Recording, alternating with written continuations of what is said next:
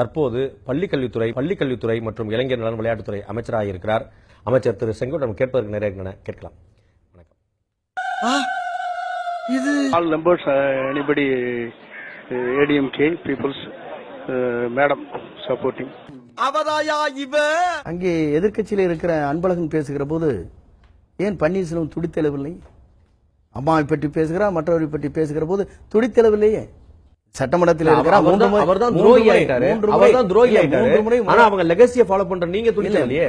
3 முறை முதலமைச்சராக இருந்தவர் அம்மாவை பற்றி கொச்சைப்படுத்தி பேசுகிற போது சட்டமன்றத்திலே தன்னுடைய உணர்வுகளை காட்டக்கூட முடியவில்லை என்று சொன்னால் இவரை காட்டிலும் துரோகிகள் எங்கே இருக்கிறார்? இல்ல அதான் நீங்க அவருக்கு துரோகி பட்டம் கொடுத்துட்டீங்க. ஓகே, அதனால அவர் கொதித்தல. ஓகே, நான் சொன்னேன் இந்த துரோகி பட்டம் எல்லாம் விசுவாசி பட்டத்தோட இருக்கக்கூடிய நீங்க ஏன் எதிர்த்து கேட்கல?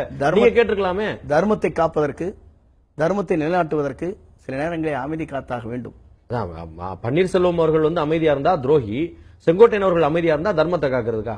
தர்மத்தை காப்பது என்று சொன்னால் ஒருவர்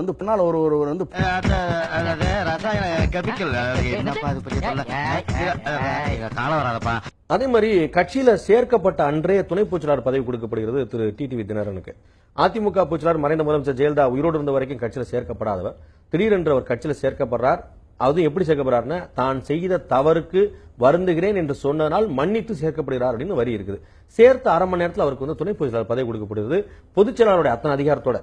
இது தொண்டர்களுடைய ஏற்பு நினைக்கிறேன். பதில் இதுக்கு என்ன சொன்னீங்கன்னா, அது சொல்லுவாங்க, தம்பி எல்லா கேமராவும் ஓடிக்கிட்டு இருக்கு. ஆமா, எல்லாம் தான் ஓடுது. சரி சரி, அடுத்த கேள்வி கேளுங்க. இந்த 122 வாக்குகள் பெற்று சபாநாயகர் அறிவித்தது போல சட்டசபையோட நம்பிக்கையை இந்த அரசு பெற்றிருக்கிறது.